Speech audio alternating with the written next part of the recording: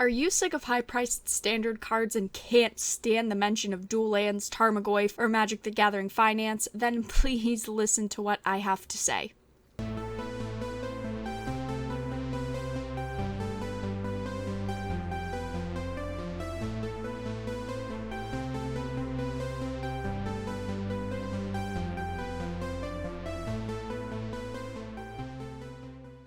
In the Magic the Gathering community, there has been an ongoing debate about Magic card finance, also known as the secondary market. There are many people against Magic finance, and there are many people that are very much for Magic finance. We all know there are a lot of people in local game stores that have made a lot of money off the game of Magic because of the finance behind it. But even so, there are many that believe the game is just too expensive, and the fact that it acts like a mini stock market is wrong. In this day and age, we also have to keep in mind that Magic is not the only CCG on the market, and the other popular CCGs also function in a similar way, minus the reserve list, such as Pokemon CCG, Yu-Gi-Oh!, Force of Will CCG, and all the different Bushiroad products.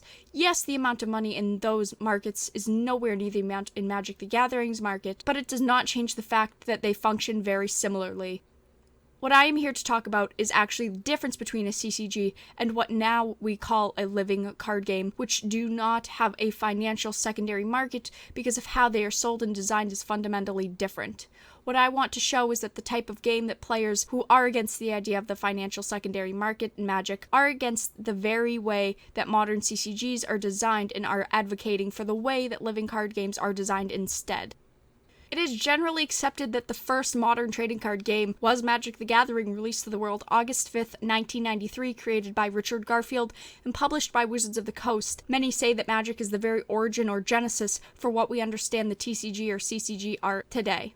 Richard Garfield has cited many influences from other games and even his earlier games in the creation of Magic, but that Magic definitely became its own entity entirely. Even though the formula for how the cards would be distributed is actually based on what clearly was originally called trading, today there's generally no distinction between the terms TCG and CCG. They are by default the same. Richard Garfield's original intent was to try and keep what he called the rich kid syndrome out of the game. This was the practice of a few players buying out all the better or more desirable cards in the game, hence the players with the most money would have all of those cards, by keeping the frequency low in the most desirable cards and having to obtain them via the use of ante and trading, of which ante only lasted for a short time. He hoped to mitigate the problem of people collecting and hoarding all of these rarer cards. Again, the original idea for Magic was that you wouldn't have a full suite of cards possible to build a deck from, hence the use of ante and trading. Richard Garfield simply didn't predict the lengths people would go to trade and assemble a collection. He assumed that the only cards you'd have access to were those your group opened, keeping the rarer cards to a minimum.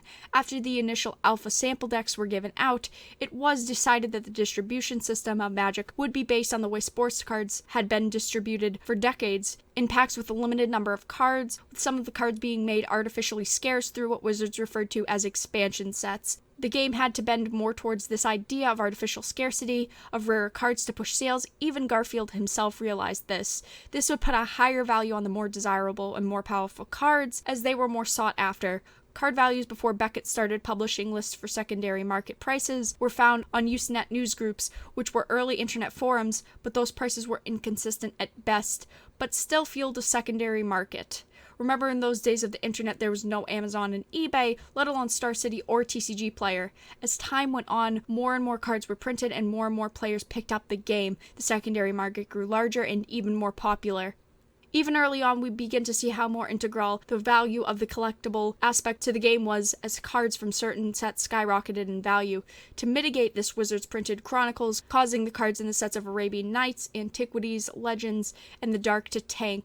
This sparked the anger of collectors, forcing Wizards of the Coast to create the reserve lists, which still stands today and probably always will. Today, with the popularity of eBay and card retailers, not to mention entire websites based on algorithms such as MTG Stocks and MTG Goldfish, Magic cards have been turned into a mini stock exchange. Card prices rise and fall in seconds. This has become a core element to the functioning of the Magic secondary market, a market that helps drive the sales of sealed product coming from Wizards of the Coast.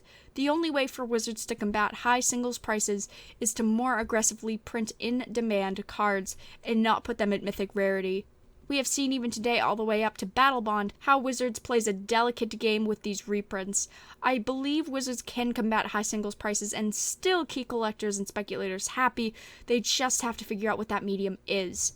With the printing of Mirage, the first official set to introduce Limited to the game, brought us many cards created for a set simply to help players in Limited and are generally never played outside that format, and are never worth more than a few cents. Many players leave piles of these cards on tables and just refer to them as draft chaff. Knowing this design, the creative teams behind the sets always try and create cards that will see play in constructed decks and will be more desirable outside of limited play, knowing that this will likely increase the value of some cards for at least the current standard format and beyond. This is just another fundamental nature of the game of Magic today and the Magic the Gathering finance. Although as time passes, every so often, a non-valued card will become part of a deck and gain value, but this is very infrequent.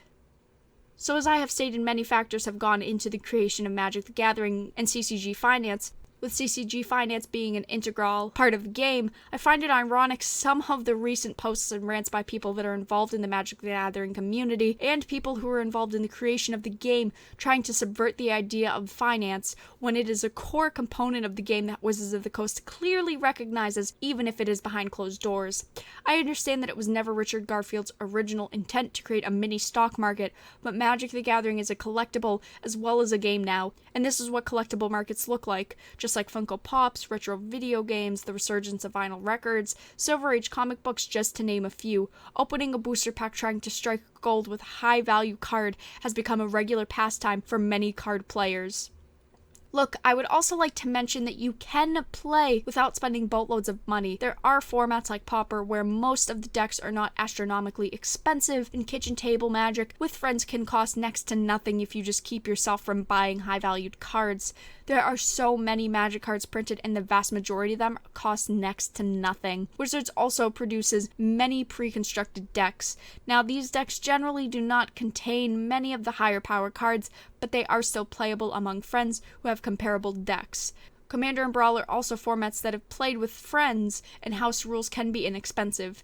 There are options to play inexpensive Magic with friends. There is also the limited format, such as Draft, where you do not need a deck at all, although I do realize that repeatedly playing limited can add up in price because you have to keep buying new unopened packs. So here is what I'm trying to say about living card games and deck building games. The type of card games that a lot of people against CCG finance are looking for does exist, and today those games are called living card games and deck building games. The term living card game comes from a very well-known board game publisher, Fantasy Flight Games. So let me read you their own description of what a living card game is, as they have said it best themselves. A living card game, LCG, offers an innovative fixed distribution method that breaks away from the traditional collectible card game model. While LCGs still offer the same dynamic, expanding and constantly evolving gameplay that makes CCGs so much fun, they do away with the deterrent of the blind buy purchase model that has burned out so many players. The end result is an innovative mix that gives you the best of both worlds. The core set is the heart of an LCG. Each LCG's core set is a completely self-contained game experience packed with content including high-quality game pieces and immersive game aids designed to enhance play. Additionally, each core set contains multiple decks that provide an exciting and infinitely replayable game experience right out of the box. A deck building game is a card game where the construction of the deck is the main focus of gameplay. This is very much like a CCG, where each player has their own deck, which is being built in a way that is much like playing limited formats in Magic for those who love Draft. Many LCG and deck building games function very similarly to CCG games. Fantasy Flight is not the only company that makes high-end quality games of this type. My personal favorite is a publisher close to home called White Wizard Games. They make several games such as Epic, Hero Realms, and Star Realms. They're all created by Magic the Gathering players. These games allow all players to have equal access to all cards without having to chase them down or pay any more money for them. For these games, that is the heart of their design. If you as a player are not happy with the Magic the Gathering or collectible card game finance, then you have the option of playing with lesser valued Magic cards or moving to these alternate games such as a living card game, deck building games, or games made by companies like White Wizard Games, all of which give similar experiences without the collectible aspect of the game. Changing the nature of how Magic and other CCGs are marketed and sold would be changing their design at the core, something I don't think should be done because it will fundamentally alter them. There have been games that have gone from CCGs to LCGs with a favorable outcome, such as Legend of the Five Rings, but these games were smaller in scope, and I do not believe this could work for a larger game such as Magic. In conclusion, it is incredibly awesome that we have other choices for these types of games like Fantasy Flight LCGs and White Wizard Games. I hope those that are not happy about the finance end of the TCG or CCG games can find one of these alternatives to their liking. Thank you for listening to my rant. I completely understand that people might have a difference of opinion, and I am always open to hear what other players' thoughts are on the subject, as there is no right or wrong answer. Thank you so much for watching. Make sure to subscribe and turn on notifications if you enjoyed and want to watch more of my content. If you want to support me in what I do here on YouTube, ways such as my Patreon are linked in the descriptions of every video I make. I hope you guys enjoyed, and I'll talk to you guys again really soon.